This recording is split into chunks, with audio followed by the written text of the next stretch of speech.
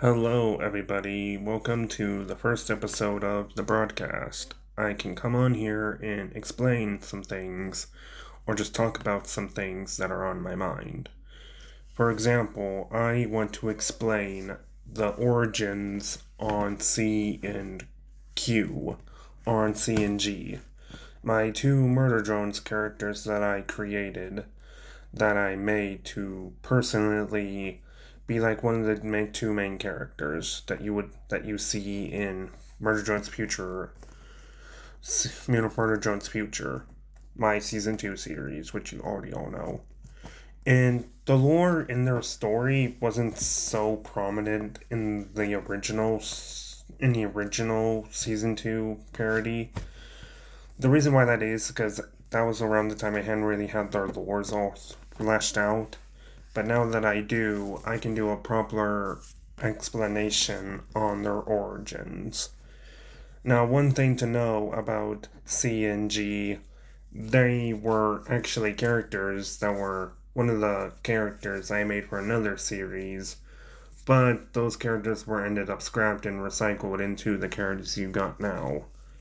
That's kind of a thing with a lot of different people or a lot of different artists who make characters. They change different designs, like how Jay was actually a guy once, but then they changed the designs and how V was gonna have a scarf, but then she became what she is now.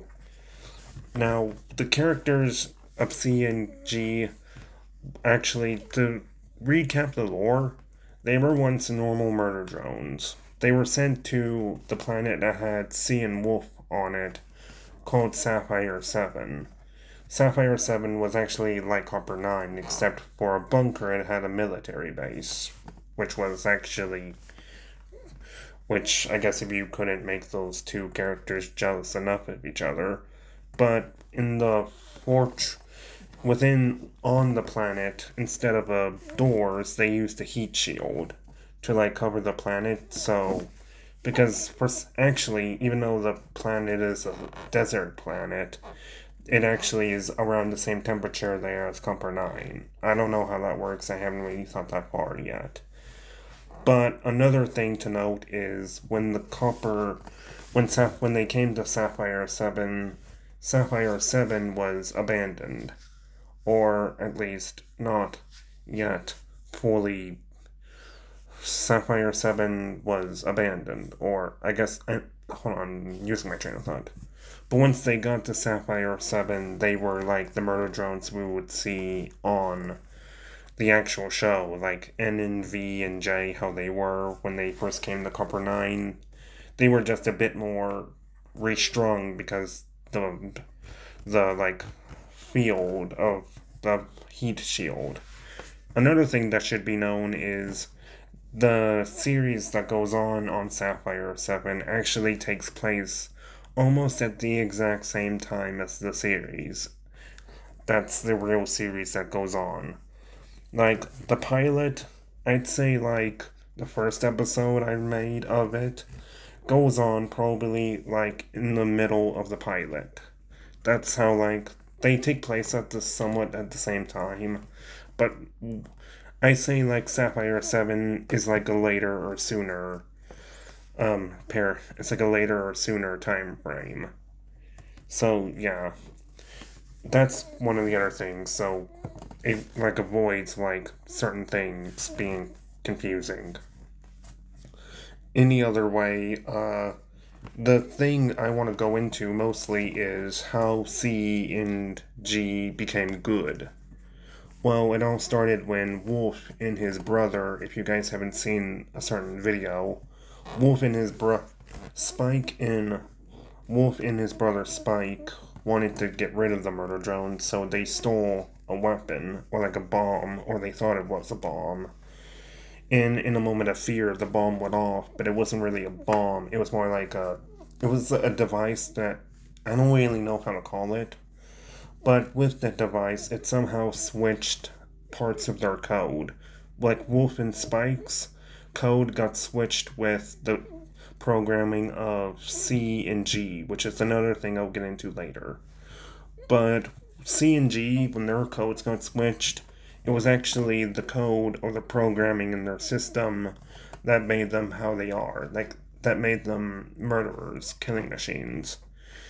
Coincidental? Maybe, I'm not sure. Yeah, but, once that code got switched out with some code from Wolf and Spike, and they got rebooted because of it, which in hindsight was actually at like Sin's standpoint was a mistake to let them reboot because the code that made them crazy was gone, like it was erased. Now the code that made them how they are now was now part of their systems, and that's actually how they stopped being crazy. And actually, in another form of thing to put, they actually never actually liked killing things. That may sound weird since I said they were exactly like CNG were exactly like the Murder Drones when they came to Copper 9. But one thing to note is they were actually not actually. They were crazy, but they didn't like doing what they were doing still. Like, they still had some form of sanity. Like, they weren't like V and completely insane. But when they were. But when they were insane, they were just. They had somewhat a form of sanity. Like, when they would kill, they would not really mean anything behind it. Like, they would. I know technically it was never really all personal, but when they would kill someone, they would probably like say like a prayer in like their minds.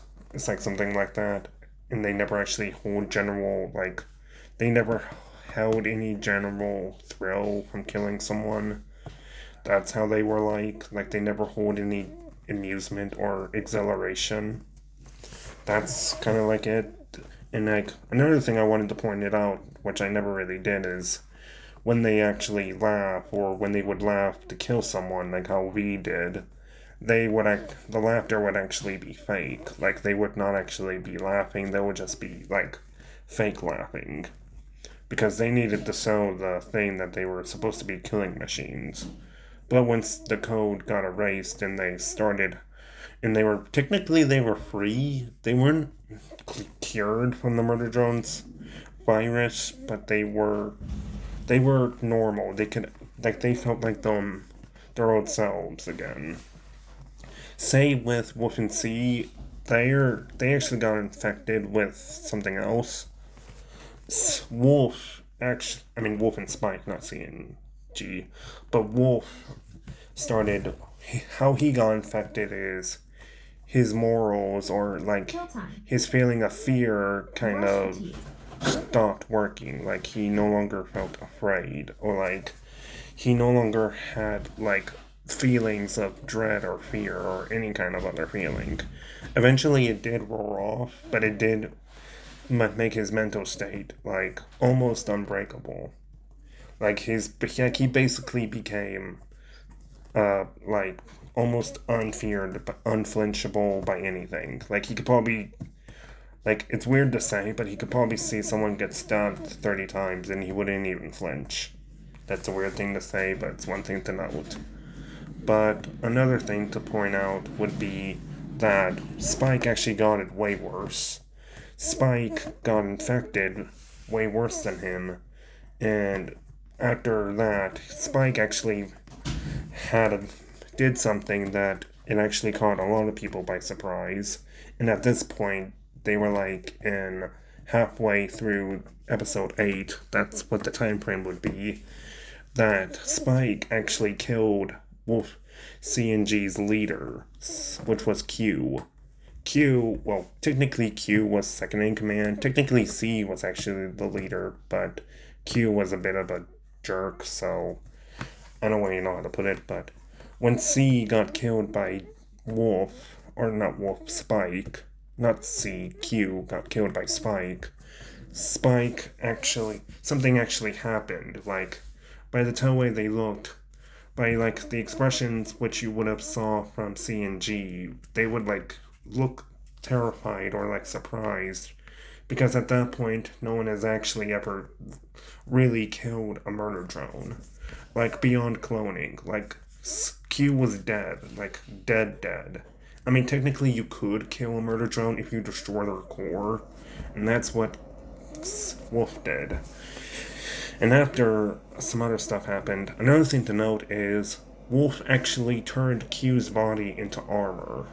Like, the armor you see him wearing in the shots I have him in, that's not armor he made. That's not armor he crafted, but he scavenged the armor from Q and turned it into armor.